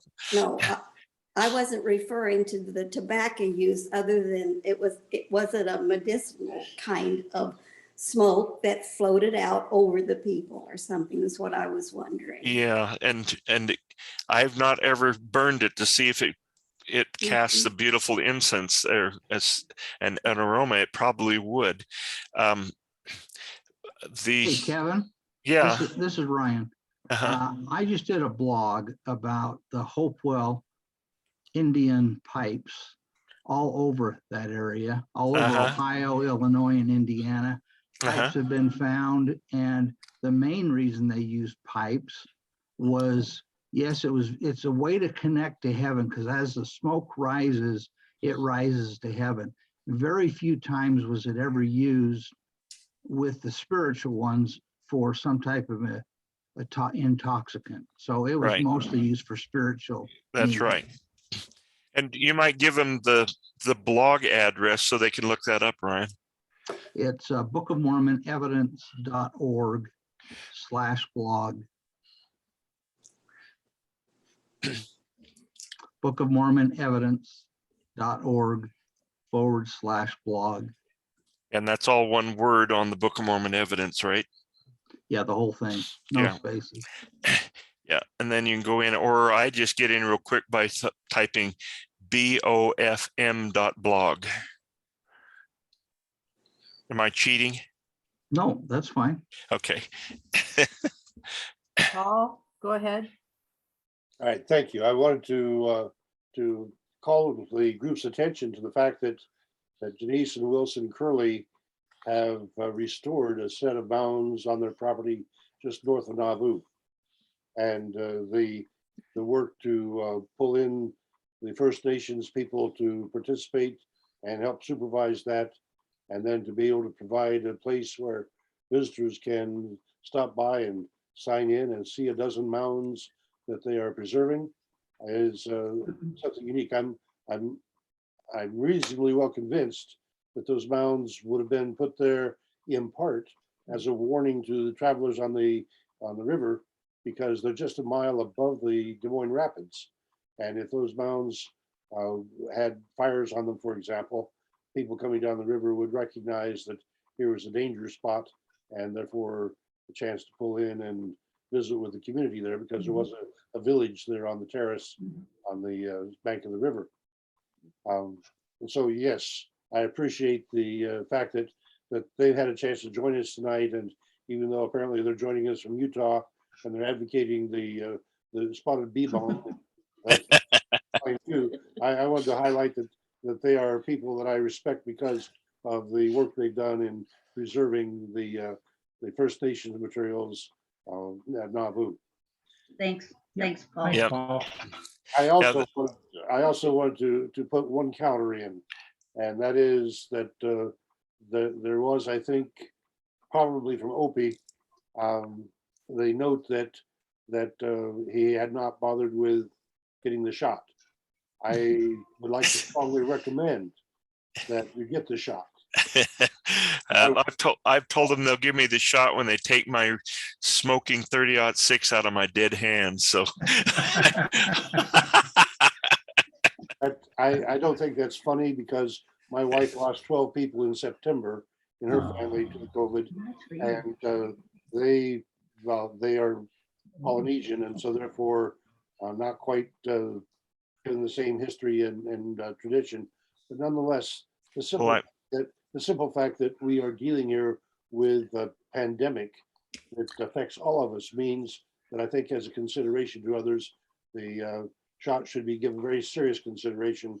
Rena and I have had ours, and we would, our family has, and the people in our family that didn't get the shot are the ones that have died.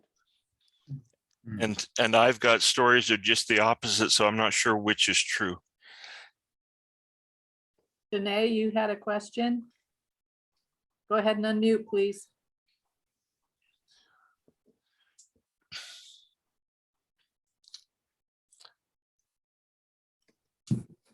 You are. Got that. Am I unmuted? Yes, you are. Oh, good. Actually, my husband had a question. When you were talking about the effigy pipe, what was that made out of? You know? Okay, we found 2 effigy pipes in the burial at the Red Brick Store.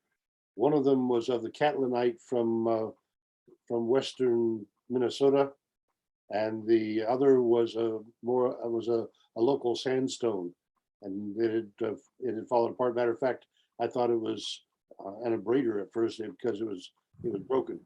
But of the several hundred pipes that Ken Farnsworth of the Illinois Archaeological Group has studied, he's one of the world's foremost specialists. The Catlinite pipe, which looks like a cardinal, is one of the best that's been found. Okay. Yeah, it's in the Britannica. That would be from Pipestone. Basically, That would be from Pipestone. a clay that's been heated in a metamorphic process to make it very hard. May I make a remark? I saw that Jenny had a question or comment.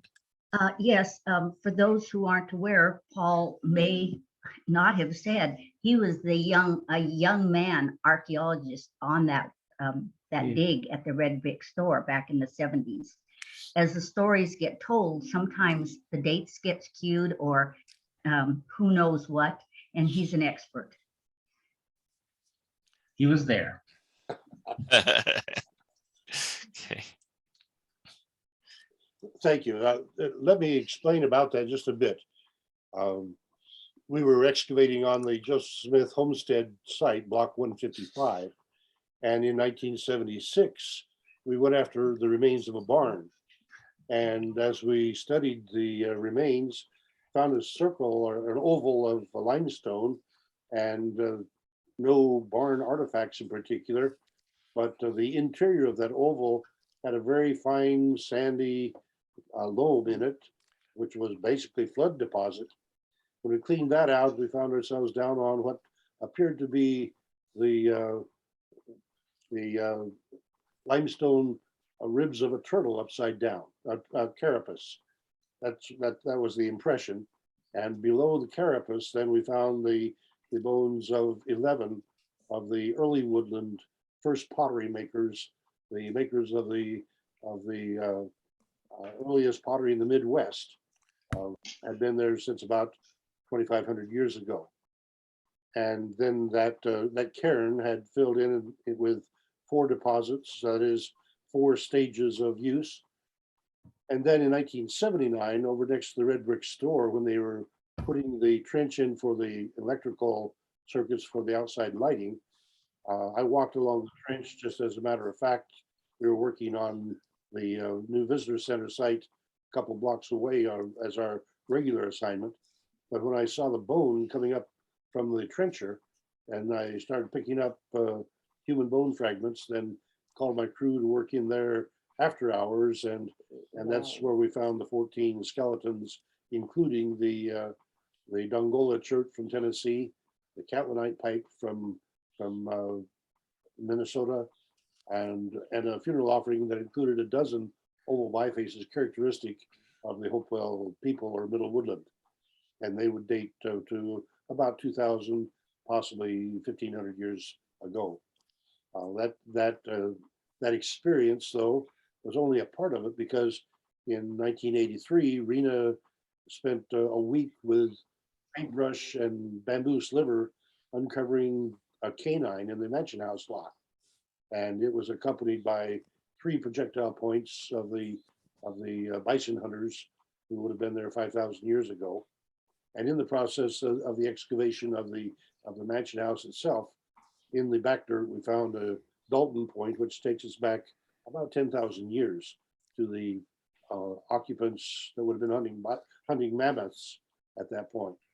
And then we've also worked on a mammoth site in Iowa, about 100 miles upriver from Nauvoo. And it was fascinating because one tooth from that mammoth was about the size of a human head. The tusk, at 23 inches in circumference, would have been about 15 feet long. Wow. And if you can imagine going up against a critter like that with a stick and a stone and inviting home for dinner, wow, these people had courage. No, they were hungry. But, with 15,000 or 10,000 years of occupation here, then I'm a bit suspicious when a specific identity for the city of Zarahemla is attributed to a site that has not been well excavated. Well, I'll let you and Wayne May discuss that someday if you haven't already.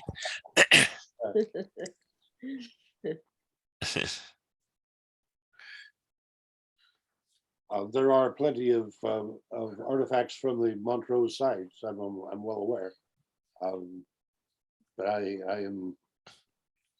am convinced of the long-term occupation of the region, and the Book of Mormon story, I think, could very well be incidental to that whole occupation. Well, I believe, and again, I'm not the archaeologist, but I believe that there have been people on this land for a long time. But that doesn't preclude the Nephites from also inhabiting the land. Yes, I clearly believe in the Book of Mormon, and I recognize, well, we've had Brian Stubbs on here, his remarkable presentation on the linguistics, the fascicular cognates tying the Uto-Aztecans to the Semitics, and then he tied those across America as well. So the possibility that we have linguistic roots that reach the Hopewell, he would see them also in Mesoamerica and in South America. So therefore, the possibility of Book of Mormon influence across both continents exists. Well, there's lots of interesting things that we don't know yet, so we just have to keep working and looking. You'll also want to read Wilson and Jenny's wonderful story on my blog about those sacred mounds in Nauvoo. They're just sitting there real quiet and not telling us all the cool things, aren't they? Yeah. Then we get too far off of what the evening is, and the evening has been spectacular. I Okay. really have learned more than I thought I knew most of your presentation from before, but you did really well. Well, thank you. That's very kind of you. And thank you for also inviting other people that have not been with us previously to join us. And I would extend the invitation if you'd like to be part of the regular forum. Next week, we have Blair Bryant coming with a linguistic, the tongue characters. And the week following that, Ed Fonts, I believe, is coming on the edition of the Book of Mormon that so many of us are now using.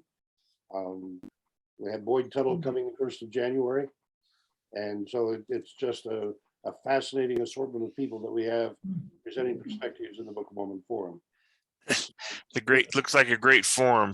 Paul, you're doing a great work. Thank you. You have about 80 people on tonight, 63 faces, 63 images, but many of us have 2 or more people on the screen. And so you're dealing with about 80 people in your presentation. Well, good. That's a good show for us. Well, you can thank Ryan. He posted this on his blog too to let people know. So we've sent it out to people in email messages and so on too. We commonly have here 60, but this is great to have a few additional people, and I welcome all of you to the forum. Yes, thank you.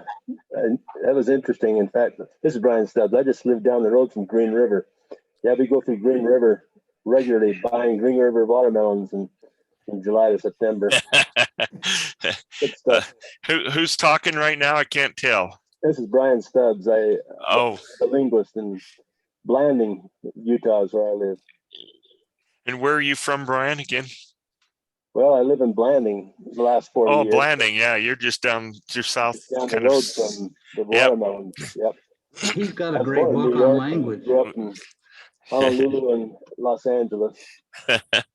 Well, I had a missionary companion thought I was bragging too much about Green River watermelons when I lived in California. And we went into the grocery store in Indio, which is Indio, which is in the Coachella Valley where they raised a lot of the California watermelons. And we were walking past the produce section. I was looking at some of the cantaloupe they had sitting there. And I said, being the country boy I was, in Green River, we'd throw those melons to the hogs. And he thought, oh, give me a break. And we walked a little further in the store, and here was a big bin, a big, beautiful cantaloupe. It said Green River cantaloupe on them. The Green River watermelons have a nice flavor that I don't find in any other melons. Well, they won the World Fair one year, so I got bragging rights. Yeah. Well, Indio is halfway to Utah. It seems like it anyway. What's that in Utah? I said Indio is about halfway. Yeah, Utah. that's in Indio was down in Southern California, down near the Mexican border.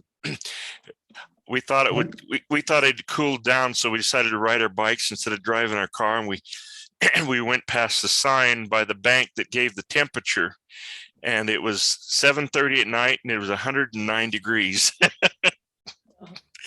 That's it. We thought it'd cool down. All relative, right? Well, have we got any more questions, or should we? I really appreciate all of them turned in. I'm looking at Vicky. I'm looking at you right now. Yeah. Hi. And the Curleys, I see them. I feel like this and probably will escape a lot of them, but when I was a kid, there was a show on TV called Romper Room.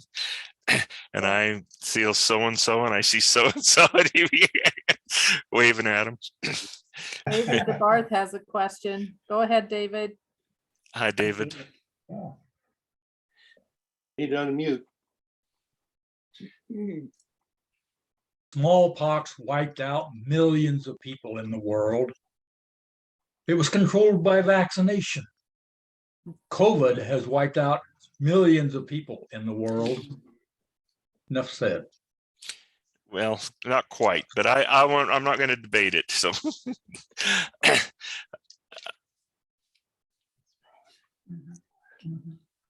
There's a thanks to you, Kevin. Tina shared the Zoom link, and the information you shared tonight was totally fascinating. I'm very interested in getting some seeds and growing them here. The climate here, I think, will be good to grow the spotted bee plant. and where does who said that? Tina, did you say? Cindy. Oh, said that. Cindy. I'm not sure where Cindy's at. Are you still on, Cindy? Yes. So send Where me are you at? send me an email message, Cindy, and I'll get back to you. Okay. I live in Lake Isabella, where Tina moved from, Ah, okay. in the Kern River Valley. Yeah. Tina, you're talking about Tina who lives in Nauvoo? Yes. Okay. All right. Well, I just sent Tina some tincture the other day too. I don't know if she got it yet, but she came out and helped me pick seeds and has helped harvest some of the plants. She's been a real great asset to helping us with this work.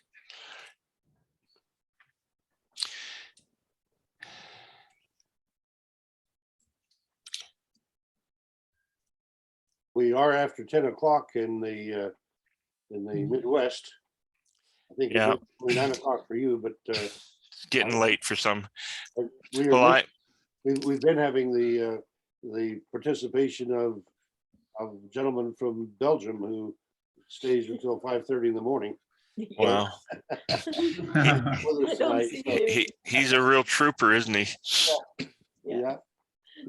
He doesn't need much sleep apparently.